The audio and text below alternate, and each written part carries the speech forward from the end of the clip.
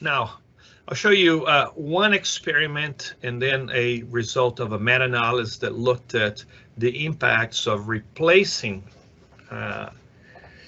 sulfate sources of zinc, copper, and manganese with hydroxychloride. In this particular experiment conducted in the Netherlands, the goal here was to look at digestibility of nutrients. This was a Latin square, a 4x4 Latin square, in which all cows, as expected, receive all treatments.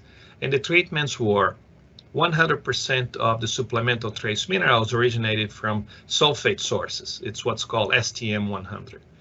100% originating from hydroxychloride trace minerals. Or then a combination of a mixture of sulfate and organic trace minerals, 70-30, or hydroxychloride organic trace minerals, also 70-30. So the authors here looked at the effects of this source of trace minerals, and then they compared the effects of HTM, which is the average of these two treatments here, the HTM 100 and the HTM 70 OT 330, versus the average of these two here. Okay, so that's what we're going to focus on. Obviously, this is a Latin square, and trace minerals have storage sites in the body. So it's unlikely you're going to have changes in metabolism of the animal by supplying such a short-term type of experiment, because there will be storage in the liver and other sites that can release, for example, copper, for instance. Okay, so to no surprise, there were no differences in production performance, as we can see here. Dry matter intake did not differ. Milk yield, fat protein corrected milk did not differ. Fat yield or true protein yield did not differ. But the authors were interested in digestibility responses in the total tract. So they measure total tract apparent digestibility of nutrients. And what they observed was that the hydrox trace minerals, as we can see here, which is the average of the treatments 2 and 4, result in greater NDF digestibility than the sulfate trace minerals. So about 1.5 percentage units greater total tract digestibility.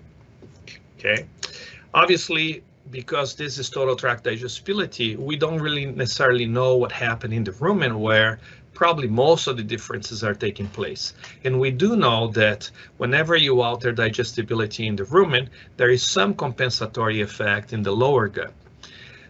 So my interpretation is that probably this change in digestibility is 1.2, 1.3 percentage points increase in digestibility might have been slightly greater if they had measured rumen digestibility of NDF. So not long ago, a group from Michigan State University, Barry Bradford and colleagues, decided to look at the literature and evaluate the effects of replacing sulfate with hydrox trace minerals on nutrient digestibility in bovine. So they compiled data from experiments, randomized controlled experiments in which dairy or beef cattle were used. And to be part of the meta-analysis, they had a series of inclusion criteria.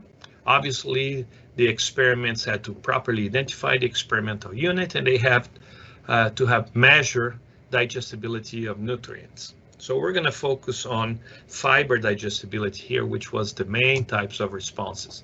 They use mixed models, so we're not going to get into this detail unless somebody has a question. And they look at the effect size, meaning the difference between hydrox trace minerals relative to sulfate. So hydrox minus sulfate, that's the effect size and the standard error of that effect size.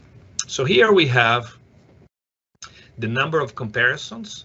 So the number of experiments was somewhat limited, but each experiment had more than 2 treatments. So let's say a sulfate and a hydrox trace minerals, but it may have a different levels, or in the example that I just showed you, a factorial arrangement in the previous experiment from the Netherlands. And they measure digestibility, and they evaluate the change in percentage points, This is the effect size, the standard error, and here's the p-value.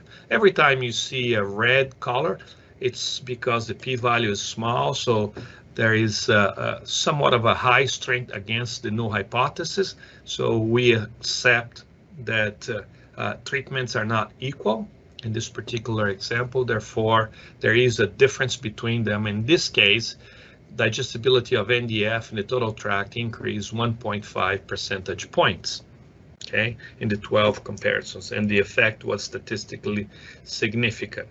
No other effects were observed as it's reported here. So getting close to a tendency here of a 0.5 percentage point increase in dry matter digestibility. So very likely most of the difference came from NDF digestion in the rumen that affect total tract, although in this particular meta-analysis, rumen digestibility was not assessed.